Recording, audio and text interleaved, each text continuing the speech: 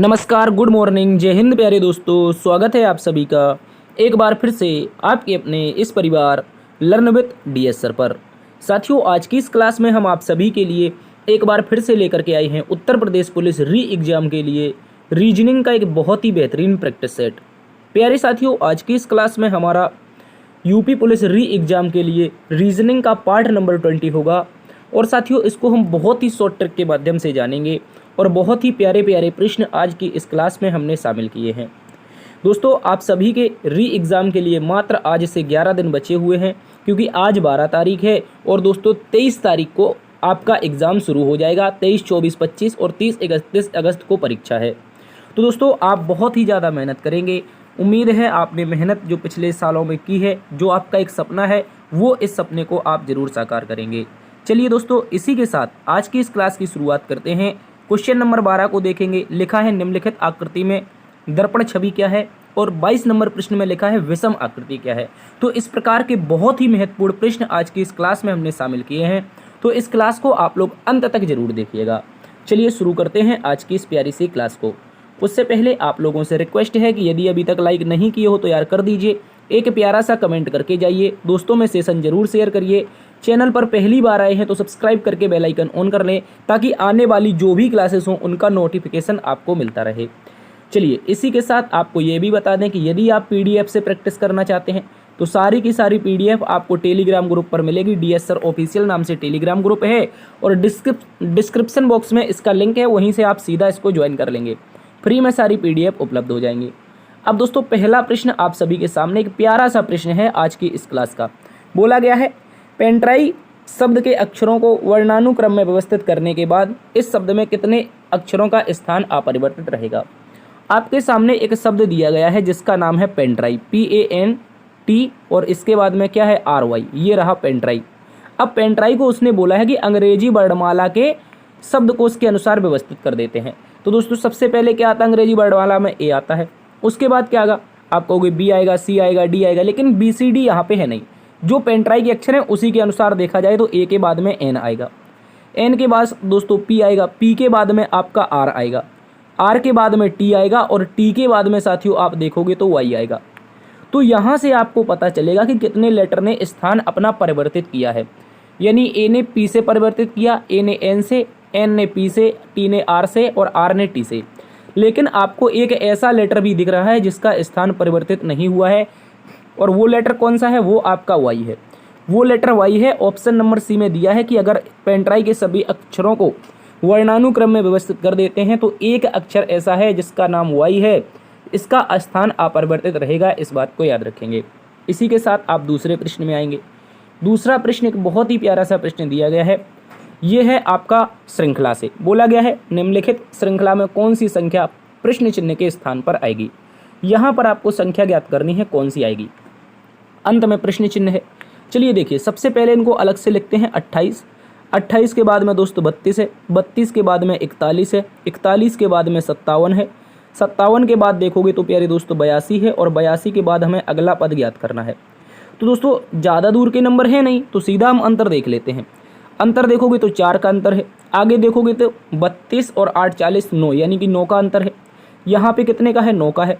और आगे देखोगे तो 41, 41 6 47 10 57, यानी 16 का अंतर है। और आगे देखने जाओगे 7 5 12, यानी 25 का अंतर है। कितने का है दोस्तों? 25 का।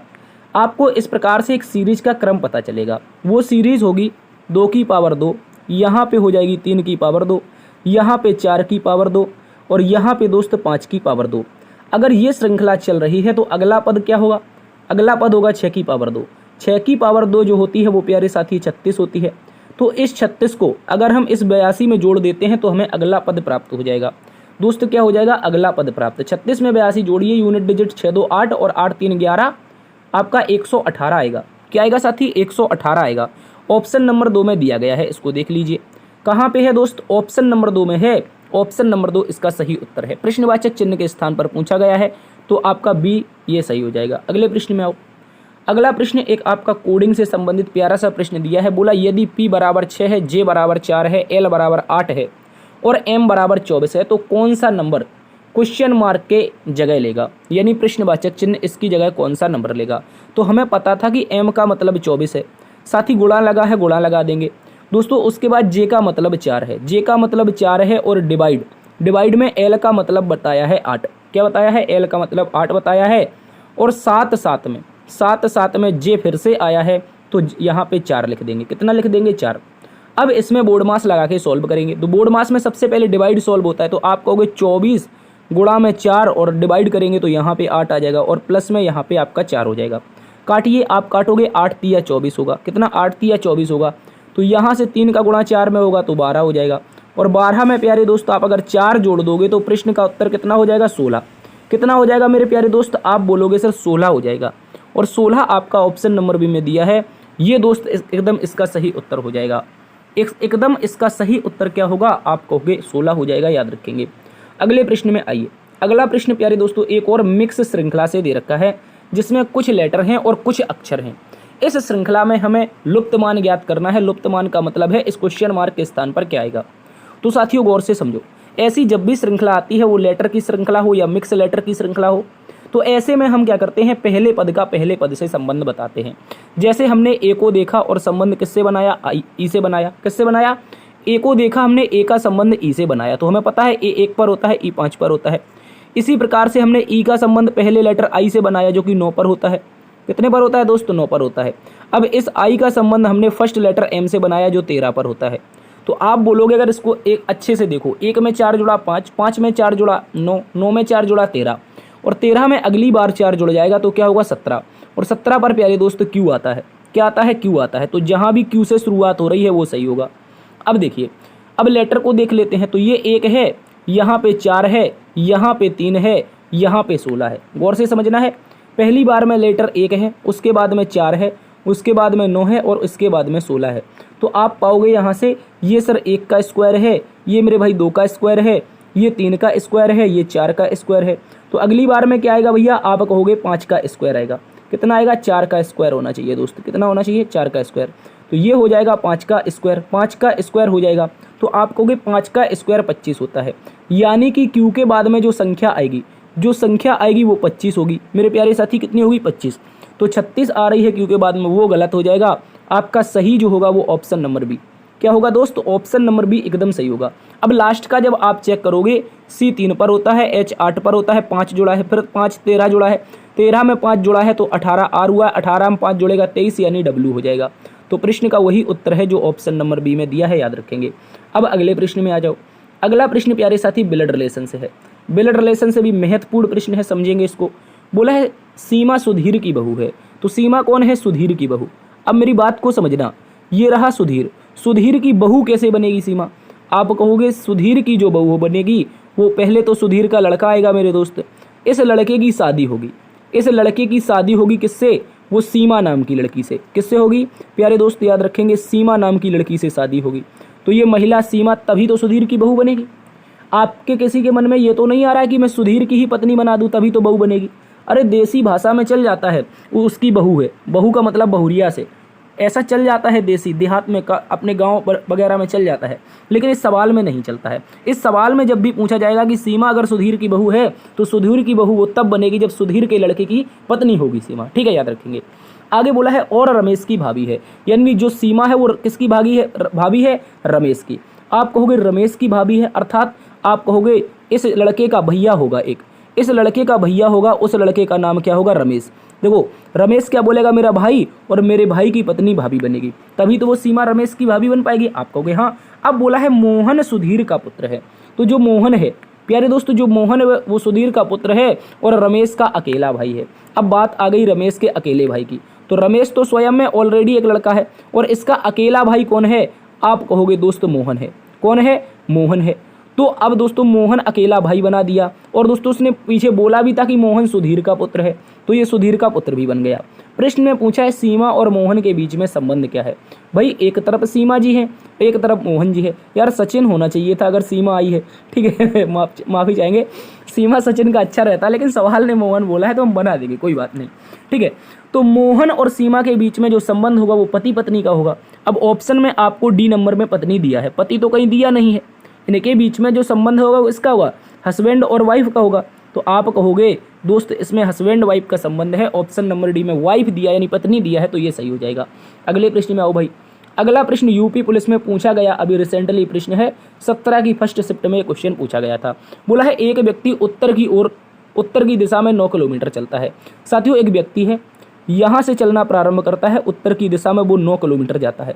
कितना जाता है? 9 किलोमीटर। बोला है बाईं ओर मुड़ता है और 4 किलोमीटर जाता है। दोस्त ये बाईं ओर मुड़ता है, ये व्यक्ति जो है ये बाईं ओर मुड़ता है, 4 किलोमीटर जाता है। कह रहा है फिर बाईं ओर मुड़ता है और 10 किलोमीटर जाता है। अब साथियों ये यहाँ से भी बाईं ओर मुड़ रहा है और उसने बोल दिया कि 10 किलोमीटर जाता है, ठीक है। उसके बाद बोला है फिर बाईं ओर मुड़ता है, 4 किलोमीटर जाता है। कह रहा है और 4 किलोमीटर 10 किलोमीटर जाता है और 4 किलोमीटर है फिर से वह बाईं ओर मुड़ता है, यानी 4 किलोमीटर वो फिर से बाईं ओर मुड़ता है। दोस्त याद रखेंगे। तो अब इसका मुख दक्षिण में है, जब वो बाईं ओर 4 किलोमीटर मुड़ेगा तो वो मेरे दोस्त यहाँ पे आ जाएगा। कहाँ पे आ जाएगा? गौर से समझना है, वो बंदा यहाँ पे आ जाएगा, इस स्थान पर। समझते रहना, ये 4 आ जाएगा। अब दोस्तों प्रश्न ने पूछा है व्यक्ति प्रारंभिक स्थिति से कितनी दूर है। प्रारंभिक स्थिति यहाँ से चलना प्रारंभ किया था। मैंने हमेशा बताया है सम्मुख भुजाएं समान होती हैं, तो ये जो दूरी आएगी, ये वाली दूरी, ये दूरी कितनी हो जाएगी? आप कहोगे अगर ये सामने की 10 है तो ये टोटल 10 होनी चाहिए, ये टोटल 10 होनी चाहिए। ऊपर 9 आ गई है तो नीचे की कितनी दूरी बचेगी? 1 किलोमीटर। और ये यूपी पुलिस ने 17 की फर्स्ट शिफ्ट में पूछा था प्यारे दोस्त। 17 की फर्स्ट शिफ्ट में पूछा गया क्वेश्चन है, 1 किलोमीटर इसका सही उत्तर है। ऐसे ही प्रश्न आएंगे, आप भरोसा रखिए। आपको जो मैंने पढ़ाया है, अगर 30 क्वेश्चन इस टाइप के ना आए, अगर 30 क्वेश्चन इस टाइप के ना आए तो आप इस चैनल को छोड़ के चले जाना हमेशा के लिए, मैं विश्वास खो दूंगा आपका, ठीक है। लेकिन मेरी बात मानना, 30 क्वेश्चन ऐसे ही आएंगे रीजनिंग में। अगले प्रश्न में आइए।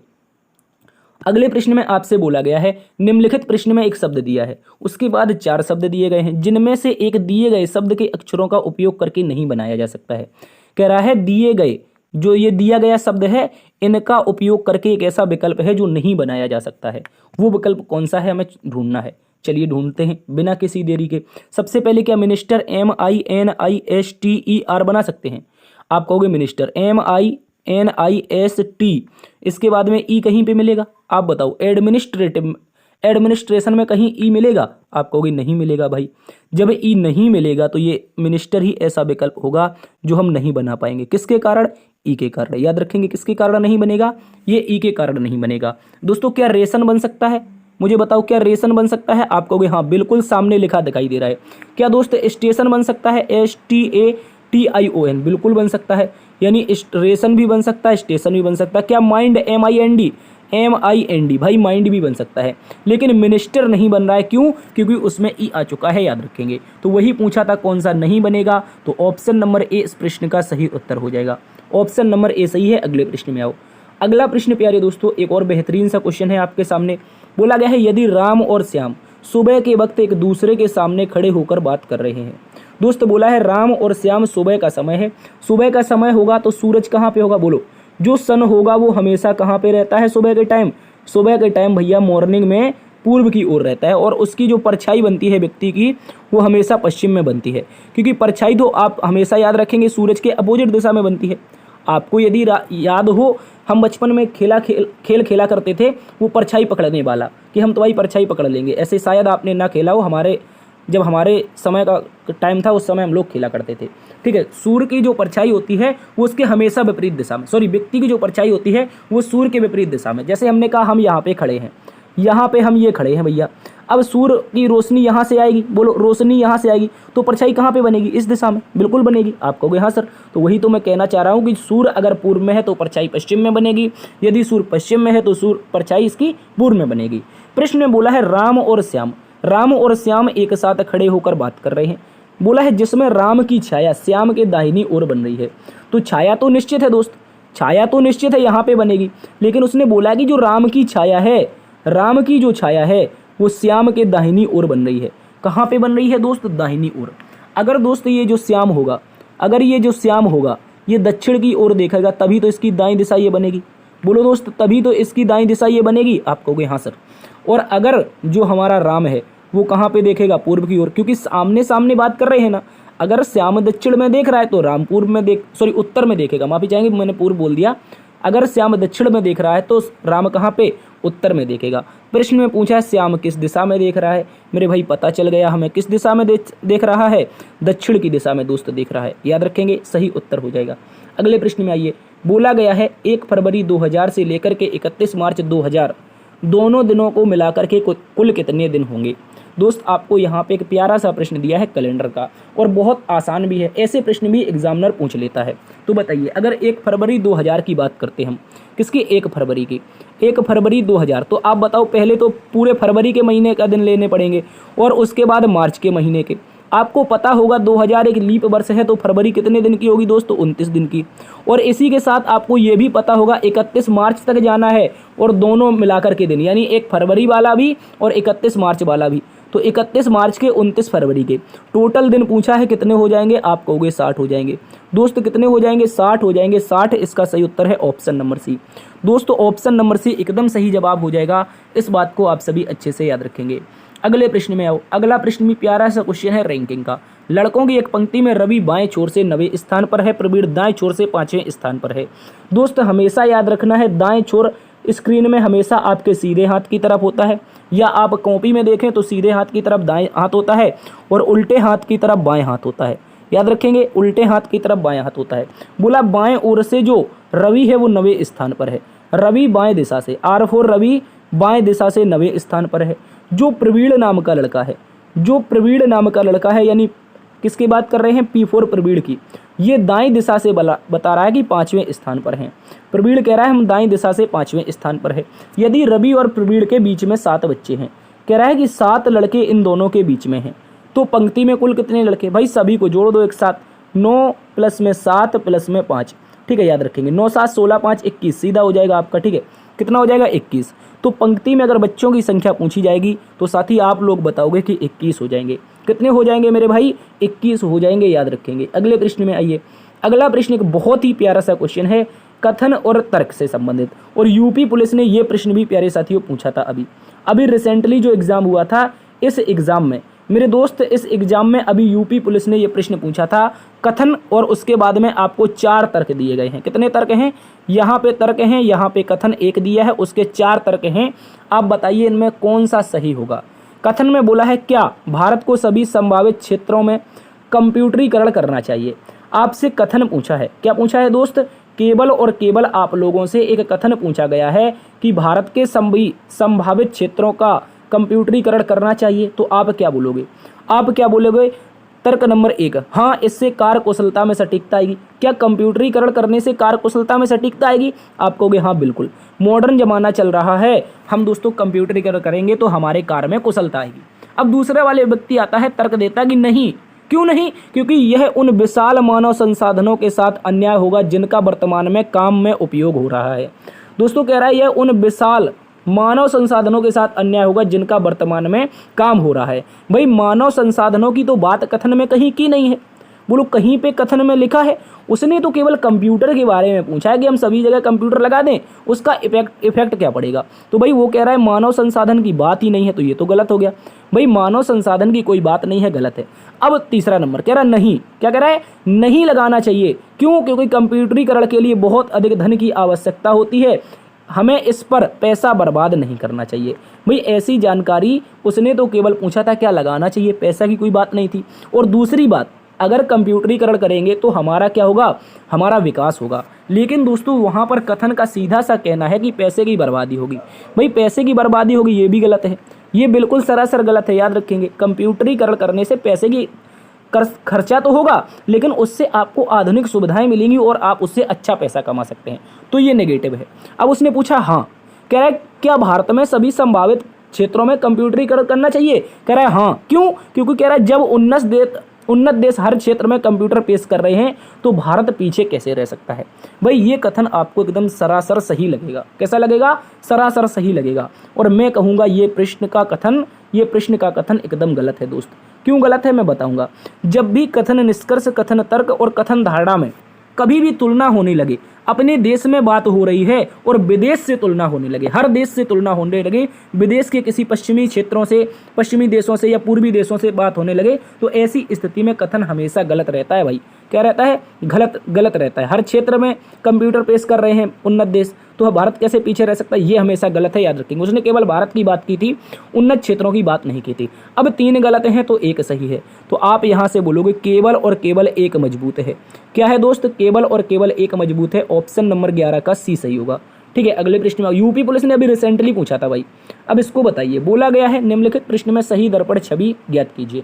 बता देंगे एमएन दर्पण है, इसको इस तरफ पलट देना है, केवल और केवल पलट देना है। आंखों का कमाल है। देख लो भाई, आप कहोगे सर सबसे पहले तो मेरे भाई एक सर्कल आएगा, छोटा सा सर्कल बनेगा, इतना बड़ा तो बनना नहीं चाहिए, एक छोटा सा सर्कल बनेगा। देखो दर्पण के नज़दीक 3 लाइनें हैं नीचे की ओर, तो मैं दर्पण के नज़दीक 3 लाइनें नीचे की ओर बनाऊंगा, इसकी लाइनें दूसरी दिशा में हैं तो गलत हो गया। अब भाई देखो, ये अगर इस कट को आप गौर से देख पा रहे हैं, ये क्वेश्चन मार्क को, तो ये नीचे की दिशा में है दोस्त। कहाँ पे है? ये नीचे की दिशा में है, लेकिन यहाँ पे ऊपर क्या कर रहा है? इसको भी गलत करो। जल थोड़ी ना बनाना, हमें तो केवल दर्पण बनाना था, तो ये भी गलत हो जाएगा। अब दोस्तों इसको देखिए, अब आपको इसको अच्छे से समझना होगा।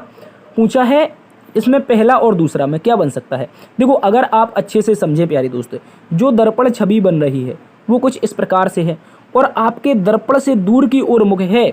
आपका ये जो मुख है ये दर्पण से दूर की ओर है क्वेश्चन मार्क का, अर्थात जो क्वेश्चन मार्क है वो यहाँ पे इस प्रकार से बनेगा। कैसा बनेगा? आप कहोगे ऐसा बनेगा दोस्त, ऐसा बनना चाहिए, बिल्कुल ऐसा। लेकिन भैया इसकी तो दिशा दूसरी है, बी नंबर की दिशा दूसरी है, तो प्रश्न का उत्तर ऑप्शन नंबर ए हो जाएगा। क्या हो जाएगा साथियों? ऑप्शन नंबर ए हो जाएगा। अगर ये दर्पण से दूर है तो हमने कहा ये भी दर्पण से दूर हो जाएगा। ठीक है, इस तरह से बनेगा। ऑप्शन नंबर ए सही है। अगले प्रश्न में आ जाइए। अगला प्रश्न बैठक व्यवस्था से है भाई। अगला प्रश्न बैठक व्यवस्था से है। बोला ए बी सी डी ई और एफ केंद्र की ओर मुँह करके एक व्रत में बैठे हैं। A B C D E F यानी 6 व्यक्ति हैं। कितने हैं दोस्त? व्रत में हैं, 6 व्यक्ति हैं। सीधा बिठा देंगे, बिना किसी देरी के सीधा बिठा देंगे। 6 हो या 8 हो, इनको बिठाना दोस्त आसान होता है, सीधा बिठा दीजिए। अब देखिए इसको पढ़ते हैं। प्रश्न में बोला है एफ ए के बाएं दूसरे स्थान पर है। तो ए नाम का जो बंदा है, जो मेरे भाई ए नाम का बंदा है, इसके बाएं दिशा ये होगी और दाएं दिशा ये होगी। अगर केंद्र की ओर मुख है तो बाएं दूसरे स्थान पर कौन है? एफ है। देखिए इसके बाद बोला है बी ए के दाएं दूसरे स्थान पर है। जो बी है वो ए के दाएं दूसरे स्थान पर है। बोला है ए डी का बाएं पड़ोसी है। तो जो ए है वो डी का कौन सा पड़ोसी है दोस्त? बाएं पड़ोसी है, याद रखेंगे। सी एफ और बी के बीच में है। अब सी एफ और बी के बीच में हो गया, ए का बायां पड़ोसी ई है। तो सारे के सारे बैठ गए। प्रश्न में पूछा है एफ का पड़ोसी कौन है। भाई एफ का पड़ोसी एक तो सी रहा, एक तो ई रहा। एफ के पड़ोसी कौन है? सी और ई हैं। सी और ई ऑप्शन नंबर सी में है, ये आपका सही उत्तर है। भाई अगले प्रश्न में आ जाओ। अगला प्रश्न कथन और निष्कर्ष से है। एक और प्यारा प्रश्न है, इसको समझ लेते हैं। बताइए इसका सही उत्तर क्या होगा। कुछ मुर्गियां बतख हैं। प्यारे दोस्तों, कुछ मुर्गियां यानी कि कुछ मुर्गी का जो पार्ट है ये क्या है? इसका इतना सा पार्ट बतख बन रहा है। क्या बन रहा है? बतख बन रहा है। अब आगे उसने बोल दिया है कि सारे के सारे बतख, सभी बतख कबूतर हैं। तो जितना बतख का पार्ट है वो सारा का सारा क्या है? आप कहोगे कबूतर है। ठीक है, जितना भी बतख है वो सारा कबूतर है। अब निष्कर्ष पे आते हैं। निष्कर्ष में बोला गया है कुछ मुर्गियां कबूतर हैं। क्या कुछ मुर्गी? ये रहा मुर्गी, ये रहा कबूतर। क्या संबंध बन रहा है? हाँ बिल्कुल, इतना सा जो पार्ट है ये कुछ मुर्गियों का कबूतर बन रहा है। अब कह रहा है कुछ कबूतर बतख हैं। बाहर से अंदर की ओर हमेशा कुछ वाला सही होता है। हमेशा कुछ कबूतर बतख हैं, बाहर से अंदर की ओर वाला हमेशा सही होता है, तो ये भी सही हो जाएगा। यहाँ से आप बोलोगे first and second conclusion both are right. ठीक है, क्या बोलोगे? एक और दो दोनों निष्कर्ष पालन करते हैं। अगले प्रश्न में आइए। अगले प्रश्न में दोस्तों पूछा गया नीचे दिए गए चित्र में त्रिभुजों की संख्या बताओ। Find the triangle. बताओ कितने हैं दोस्त, कितने हैं? जल्दी से बता दो। उसके बाद मैं आपको एक ट्रिक बता देता हूँ। देखो मेरी बात को समझो प्यारे दोस्त, जब भी ऐसी आकृति आती है वर्ग की, और वर्ग के विकर्ण परस्पर एक दूसरे को समद्विभाजित कर रहे हो, क्या कर रहे हो? समद्विभाजित। तो दोस्तों ऐसी स्थिति में आपको केवल नंबर देने होते हैं, संख्याएं देनी होती हैं। 1 2 3 4। आपको सबसे बड़ा जो 4 मिला है इसका 2 गुना कर देना है, टोटल नंबर ऑफ ट्राइंगल पता चल जाएंगे। यानी कि टोटल त्रिभुजों की संख्या पता चलेगी। कितनी है? 8 है ऐसी आकृति में। तो क्या ऐसी आकृति कहीं पे है? आप कहोगे हाँ बिल्कुल है दोस्त। कहाँ पे है? देखो मैं यहाँ पे अगर इसको हटा देता हूँ, अगर मैं इसको यहाँ से हटा दूँ, इनको यहाँ से हटा दूँ, तो ये आकृति बिल्कुल एज इट इज़ दिखाई दे रही है। ये एज इट इज़ दिखाई दे रही है दोस्त, याद रखेंगे। तो इसमें क्या करेंगे 1 2 3 और 4 हमने दे दिए तो टोटल 8 पता चल जाएंगे। बताओ 8 पता चल जाएंगे तो 8 लिख दें क्या? आप कहोगे हाँ। देखो अब मैंने 8 तो ये लिख दिए, क्या किया मैंने 8 तो ये लिख दिए, लेकिन एक ये मिलेगा, दूसरा ये मिलेगा, तीसरा ये मिलेगा, चौथा ये मिलेगा। कहाँ से? गौर से समझो, छोटे छोटे से। एक तो दोस्त ये मिल जाएगा, ये अभी काउंट नहीं हुआ, दूसरा इसी के साथ ये मिल जाएगा। अब दोनों को जोड़ के नहीं बनाना, वो तो हमने 8 में काउंट कर लिया, 2 ये मिल जाएंगे और 2 प्यारे दोस्त एक यहाँ से मिलेगा, एक यहाँ से मिलेगा, तो 2 और मिल जाएंगे, 8 4 12। तो ऐसी आकृति में टोटल जो त्रिभुजों की संख्या पता चलेगी वो प्यारे दोस्त 12 चलेगी। कितनी? 12 पता चलेगी, याद रखेंगे। अगले प्रश्न में आइए, इसके अलावा कुछ भी नहीं है। अगले प्रश्न में बोला है दी गई श्रेणियों के बीच में सर्वश्रेष्ठ संबंध को दर्शाने वाले वेन आरेख का चयन कीजिए। डॉक्टर, वेतनभोगी और माता पिता। बताइए भाई क्या बनेगा, जल्दी से बता दो। तो आप सीधा बोलोगे डॉक्टर, क्या दोस्तों डॉक्टर जो होते हैं वो माता पिता होते हैं? आप कहोगे हाँ। डॉक्टर का कुछ पार्ट जो होता है वो पेरेंट्स में आता है। क्या डॉक्टर वेतन पाते हैं? आप कहोगे हाँ। क्या माता पिता वेतन पाते हैं? आप कहोगे हाँ। यानी दोनों पाते हैं, तो वेतनभोगी यानी सैलरी वाले तीनों इस प्रकार से हो जाएंगे। तो इनका आपस में सभी का संबंध है दोस्त। क्या है? इनका आपस का सभी में संबंध है। तो ऑप्शन नंबर 2 एकदम सही है। कुछ डॉक्टर माता पिता हो जाएंगे, कुछ डॉक्टर सैलरी वाले हो जाएंगे, कुछ पिताजी सैलरी वाले हो जाएंगे और कुछ माता पिता हमारे डॉक्टर हो जाएंगे। ठीक है, याद रखेंगे। अगले प्रश्न में आइए। अगला प्रश्न बोला गया है निम्नलिखित आकृति में से किस घन को प्रश्न आकृति के फैले हुए घन के आधार पर नहीं बनाया जा सकता है? क्या पूछा है? कौन सा नहीं बना सकते हैं? तो गौर से समझिए प्यारे दोस्त। सबसे पहले एक स्टार है। एक बात पहले नोट कर लो, एक बात नोट करो कि ओपन डाइस में प्रत्येक तीसरी सतह विपरीत होती है। क्या लिखोगे? प्रत्येक, दोस्तों इसको लिख लेना है, प्रत्येक तीसरी सतह विपरीत है। ठीक है, याद रखेंगे। जब भी ओपन डाइस मिले प्रत्येक तीसरी सतह कैसी है भैया? विपरीत है। बस इस बात को समझ लेना है। अब मेरी बात को गौर से समझो दोस्त। प्रत्येक तीसरी सतह का मतलब है ये जो लाइन आई है इस सर्कल के अपोजिट होगी। ठीक है, ये एक लाइन जो आई है इसमें जो एक लाइन आई है, गौर से देखना है। इस ऐसे बॉक्स बना है और इसके बीच से जो लाइन गई है ये सर्कल के अपोजिट होगी, याद रखेंगे। इसके बाद जो ये डॉट है ये 4 लाइनों के सर्कल के ऊपर जो बनी हुई इस वर्ग में बनी हुई लाइनों के अपोजिट क्या होगा? ये काला वाला डॉट होगा। अब दोस्तों बच रहा है हमारे पास स्टार, जिसके अपोजिट में ये 4 बिंदु वाला फलक हो जाएगा। कितने बिंदु वाला? 4 बिंदु वाला फलक हो जाएगा, याद रखेंगे। ठीक है दोस्त, अच्छा है, ऐसे समझते हैं। अब देखो मैंने बताया है प्रत्येक तीसरी सतह जो विपरीत होती है एक दूसरे की। और एक बात और याद रखनी है, जब भी हमें पासा बनाना हो खुले पासे से तो एक बात याद रखनी है दोस्त, कभी भी क्या नहीं होता है, 2 विपरीत फलक एक साथ ना तो छिप सकते हैं और ना ही एक साथ दिख सकते हैं। यानी जो विपरीत एक साथ दिख रहे हैं वो गलत बन जाएगा। यानी ऑप्शन नंबर ए दिख रहे हैं गलत होगा भाई, नहीं बनेगा। यहाँ पे 2 लाइनें हैं, 2 लाइनें तो थी ही नहीं तो ये भी नहीं बनेगा। 2 लाइनें तो मेरे भाई थी ही नहीं तो ये भी नहीं बनना चाहिए। बोलो इसके बाद में देखो, इसके बाद में एक स्टार है, एक व्रत है, एक स्टार है, एक व्रत है और एक क्रॉस है। ये 3 है, बन जाएगा। ऑप्शन नंबर सी बन जाएगा।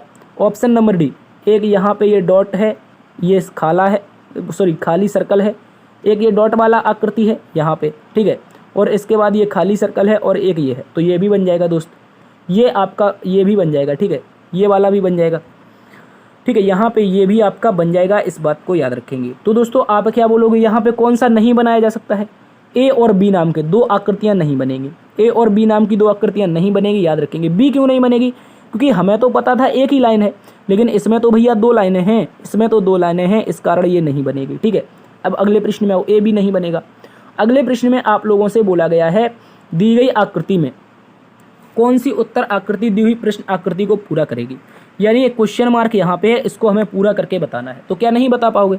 आप कहोगे बिल्कुल बता देंगे दोस्त, बिल्कुल सर बता देंगे, तत्पर बैठे हुए हैं इसके लिए तो हम बैठे हुए हैं बिल्कुल।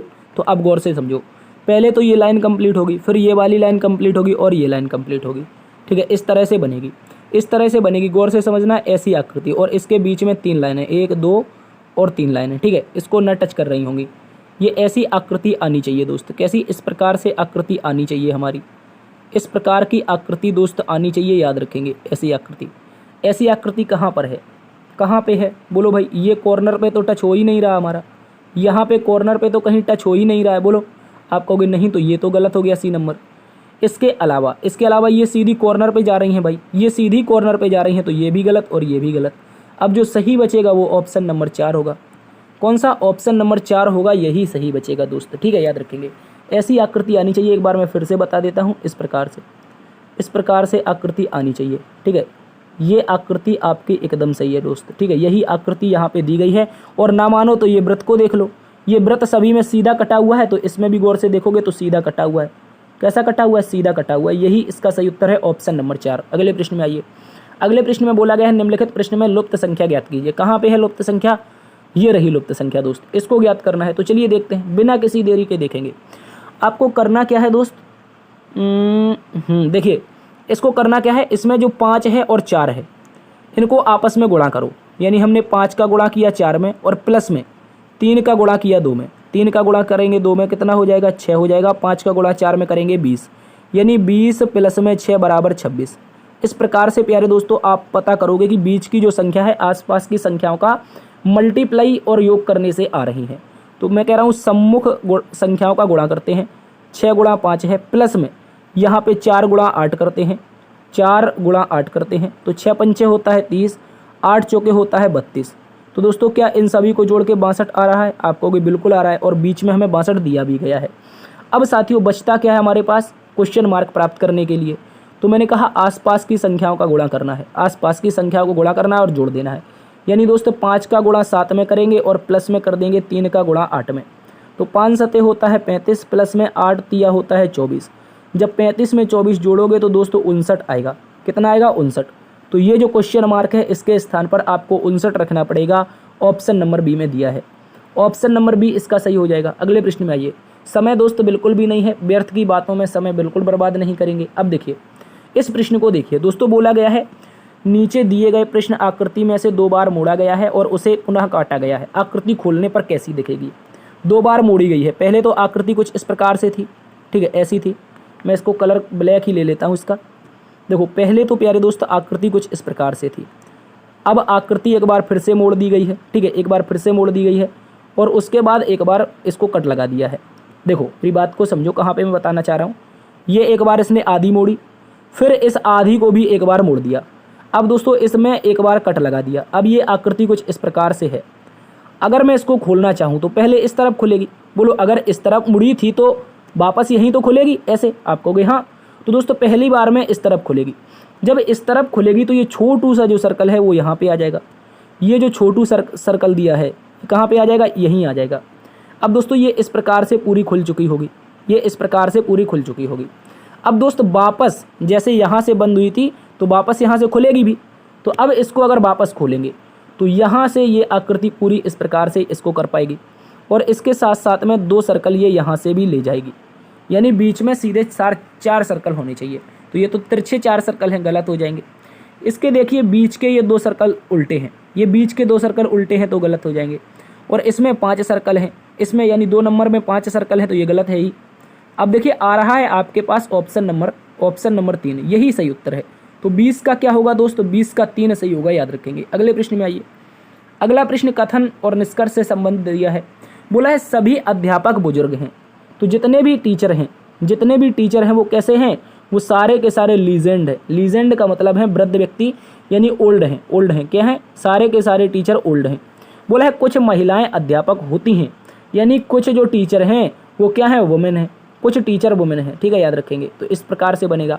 अब पूछा है सभी बुजुर्ग महिलाएं हैं। बताओ दोस्त, क्या सारे के सारे जो ओल्ड हैं, क्या सारे के सारे ओल्ड वुमेन में आ रहे हैं? जितने भी ओल्ड हैं वो वुमेन में आ रहे हैं? आपको भी नहीं। कुछ पार्ट तो मान सकते हैं आ रहा है, लेकिन सारे के सारे बुजुर्ग महिलाएं नहीं हैं।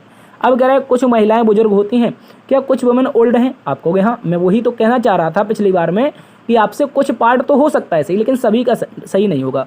तो यहाँ से ये वाला सही हो जाएगा।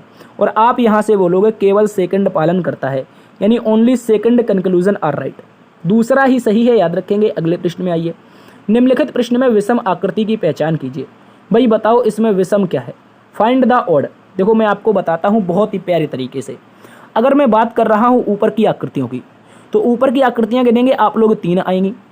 अगर दोस्तों आप नीचे की भी आकृतियाँ गिनेंगे तो कितनी आएंगी? 3 ही आएंगी। ठीक है, ऊपर भी 3 है, नीचे भी 3 है। साथियों अगर एक बार फिर से यहाँ पे आप आकृतियों पे नज़र डालते हैं, इन आकृतियों पे नज़र डालते हैं तो ये कितनी है? 4 है। ठीक है, और नीचे की भी आकृतियाँ अगर देखते हैं तो 1 2 3 4 हैं। यानी ऊपर भी 4, नीचे भी 4, ऊपर भी 3, नीचे भी 3। लेकिन दोस्त अगर यहाँ पे देख रहे हो तो ये तो एक ही है, ऊपर एक ही है लेकिन 2 नीचे है। यहाँ पे कितनी है, 2 है, ठीक है, याद रखेंगे, समान नहीं है। ये 2 रही ऊपर, ये 2 रही नीचे, यानी यहाँ भी समान है। ऊपर गिनोगे तो दोस्त ये 5 आएंगी और नीचे भी गिनोगे तो 5 आएंगी, यानी 5 और 5 यहाँ भी समान है।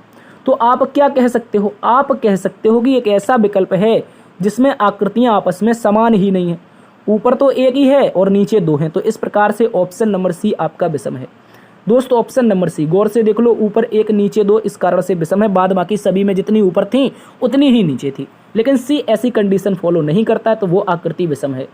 अगले प्रश्न में आइए दोस्तों, बोला गया है कथन और तर्क से संबंधित है, इसको समझिए। क्या बोल रहा है, क्या सरकार को शराब उत्पादन पर प्रतिबंध लगा देना चाहिए? बताइए, क्या सरकार जो है शराब उत्पादन पर प्रतिबंध लगा देगा? तो कह रहा है हाँ। क्यों हाँ कह रहा है? इससे सड़क दुर्घटनाएं और कई अन्य स्वास्थ्य समस्याएं कम हो जाएंगी। बिल्कुल सही है, शराब बंद हो जाएगी, लीवर की जो समस्या होती है दारू पीने से वो खत्म हो जाएगी, दुर्घटनाएं जो रोज आए दिन दारू पीकर एक्सीडेंट होते हैं वो खत्म हो जाएंगे। अब कह रहा है नहीं, क्या कह रहा है? नहीं, यह निर्णय लेना शराब उद्योग में नौकरियों को खत्म कर देगा।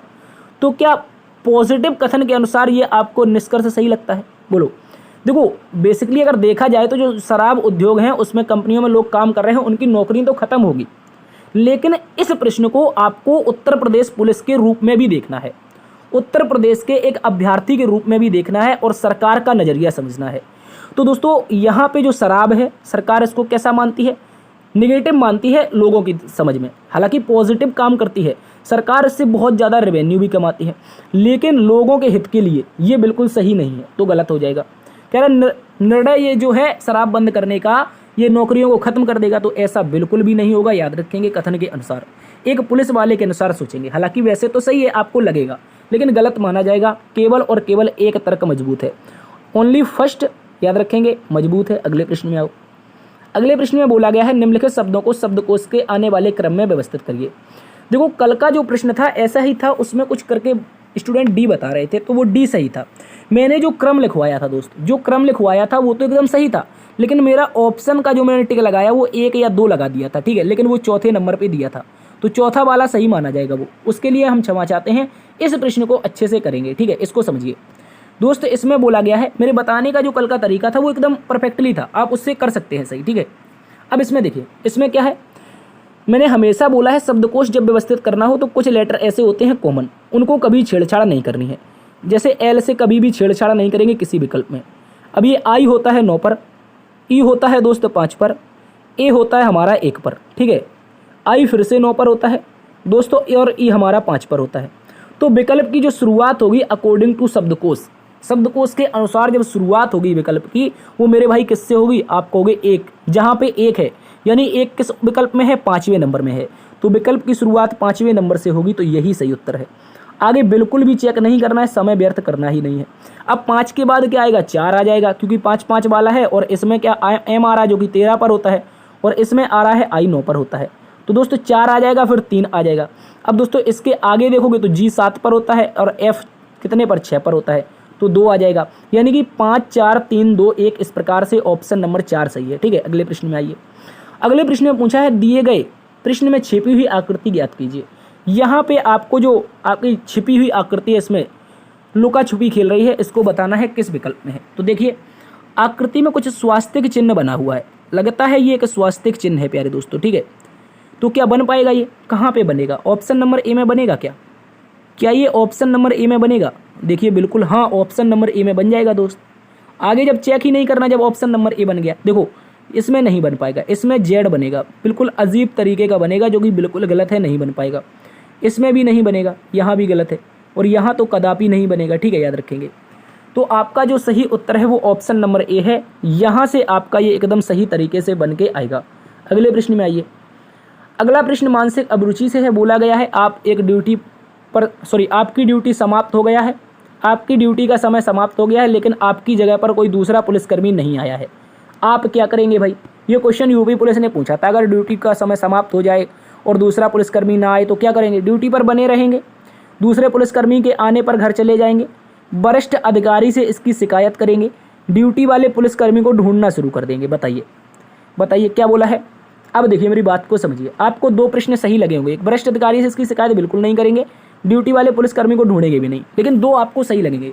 कह रहा है ड्यूटी पर अगर आपका अगला कर्मचारी नहीं आया तो आप ड्यूटी पर बने रहेंगे या दूसरे पुलिसकर्मी के आने पर घर चले जाएंगे, ऐसा बिल्कुल नहीं है, याद रखेंगे। घर चले जाएंगे ये एक नेगेटिव तथ्य को दर्शाता है। हालांकि सही है, जब दूसरा आ जाए तो हम चले जाएंगे, जब हमारा समय समाप्त हो जाएगा, हमारे ड्यूटी का समय समाप्त हो जाएगा दोस्तों, तब हम दूसरे पुलिसकर्मी के आने के बाद, जब वो सेटल हो जाए उसके बाद जाएंगे, याद रखेंगे। तो जब उसने केवल इतना सा पूछा आप क्या करेंगे, तो हम ड्यूटी पर बने रहेंगे, ठीक है। अगले प्रश्न में आ जाइए। अगला प्रश्न कोडिंग डिकोडिंग से बोला, यदि निश्चित कोड भाषा में कॉइन को ये लिखा जाता है, अंटिल को ये लिखा जाता है, कोकोनट का कोड क्या होगा। देखो सी को अगर ओ को देखें, इसमें बहुत शॉर्ट ट्रिक बताता हूँ। ये सी ओ है, ये क्या है सी ओ है, और सी ओ के आगे क्या लिखा है 85, सी ओ यानी विकल्प की जो शुरुआत होगी वो किससे होगी 85 से। बोलो भाई किससे होगी 85 से। तो ये 93 गलत हो गया। अब इसके बाद NUT है, तो N लास्ट में आया है और N के लिए आप कोड 4 लिख सकते हो। देखो N के लिए कोड क्या है, दोनों में 4 है, तो यहाँ पे N 4 हो जाएगा। U के लिए क्या है, पहला लेटर नो, यहाँ पर U के लिए पहला लेटर कौन सा है, नो है, तो आप इसको 9 लगा दोगे। इसके बाद 85 49 होगा भाई, 85 49 होगा तो C नंबर तो गलत हो जाएगा। अब दोस्तों B नंबर ही बच रहा है और लास्ट वाले जो T है उसके लिए क्या आ जाएगा, उसके लिए दोस्त हमारा 3 आ जाएगा। कितना आ जाएगा दोस्त, 3 आ जाएगा। तो प्रश्न का जो उत्तर होगा 85 493 हो जाएगा, ऑप्शन नंबर बी। अगले प्रश्न में आइए। मानसिक अभिरुचि से संबंधित ही प्यारा सा प्रश्न दिया है। पुलिस सुधारों के संबंध में अनुशंसा करने के लिए किसकी अध्यक्षता में एक पुलिस कमेटी का गठन वर्ष 1998 में किया गया था। तो दोस्तों पुलिस सुधारों के संबंधी अनुशंसा करने के लिए किसकी अध्यक्षता में एक समिति का गठन हुआ था, जो कि 1998 में हुआ था। तो आपको बताना है, याद रखेंगे जूलियन रिवेरो नामक एक पुलिस अधिकारी थे, इनके अध्यक्षता में ये क्या किया गया था, इसका गठन किया गया था। अगले प्रश्न में आइए। अगले प्रश्न में बोला है यूनाइटेड नेशन यानी कि संयुक्त राष्ट्र महासंघ, यूनाइटेड नेशन ऑर्गेनाइजेशन द्वारा निर्धारित मानकों के अनुसार प्रति 1 लाख जनसंख्या पर कितने पुलिसकर्मी होने चाहिए। भाई 1 लाख की जनसंख्या है तो उसमें कितने पुलिसकर्मियों की आवश्यकता पड़ेगी संभालने के लिए, बताओ। ये यूनाइटेड नेशन का एक फॉर्मूला है। तो दोस्तों याद रखेंगे 1 लाख पर आपको 222 पुलिसकर्मियों की आवश्यकता होती है। तो आप मुझे ये बताओ, अगर उत्तर प्रदेश की जनसंख्या 25 करोड़ है, कोई कमेंट में बता पाएगा कि अगर उत्तर प्रदेश की जनसंख्या 25 करोड़ है तो यहाँ पे कितने पुलिसकर्मी लगे होंगे, कोई बता पाएगा, कोई अगर मैथ से प्यार करता होगा, ठीक है। कितने पुलिसकर्मी लगे होंगे अगर उत्तर प्रदेश की जनसंख्या कितनी है दोस्त, 25 करोड़ है। एवरेज मान रहा हूँ मैं 25 करोड़।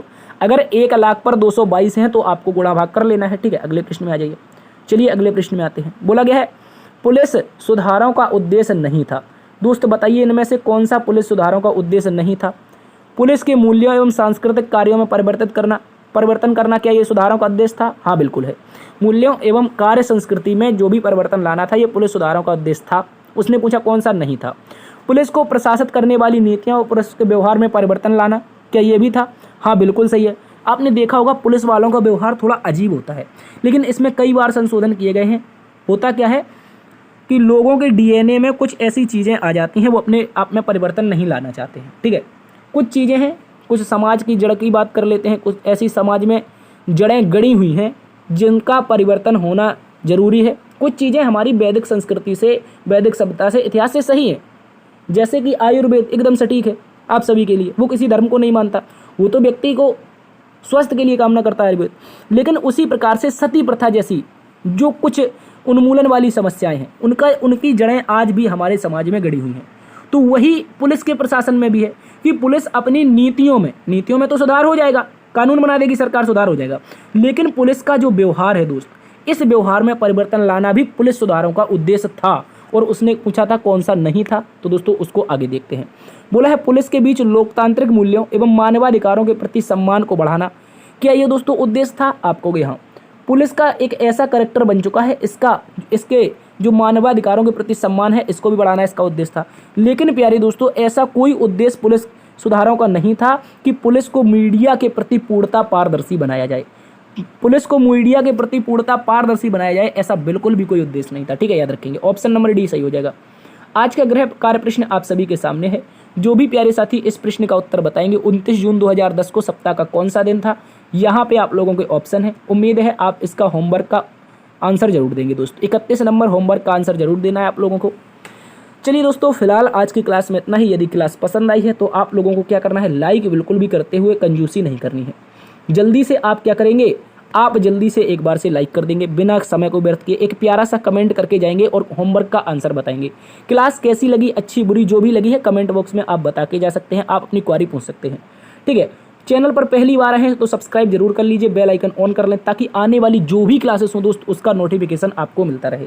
ठीक है, मैंने हर प्रकार के लगभग प्रश्न शामिल करने का प्रयास किया है, लेकिन प्रश्न आर्ग्यूमेंट वाले, ठीक है, मैं आपसे निवेदन करूंगा कि आर्ग्यूमेंट वाले जो प्रश्न होते हैं, एक आर्ग्यूमेंट दिया जाता है, ठीक है, आर्ग्यूमेंट वाले जो प्रश्न होते हैं उसमें एक आर्ग्यूमेंट देके 5 क्वेश्चन पूछे जाते हैं।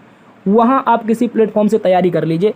अपनी जो स्क्रीन है इसमें क्वेश्चन आ नहीं रहे हैं, क्या बोल रहे हैं, इसमें क्वेश्चन का साइज बहुत छोटा हो रहा है, इस कारण से ये अपने फॉन्ट में बन नहीं पा रहे हैं।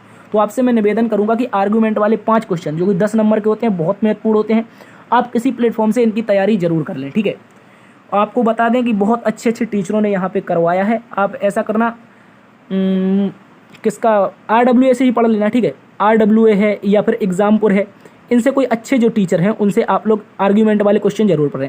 भाई 10 नंबर का आता है, आप बिल्कुल भी इसमें ढीला नहीं करेंगे, रीजनिंग है, आसानी से आपको समझ में आ जाएगी। ठीक है, तो फिलहाल आज की क्लास में इतना ही। उम्मीद है क्लास पसंद आई होगी, यदि पसंद आई है तो लाइक शेयर सब्सक्राइब जरूर करिएगा। मिलते हैं एक नई वीडियो में, तब तक के लिए अपना ख्याल रखना। जय हिंद, जय भारत, जय मां सरस्वती।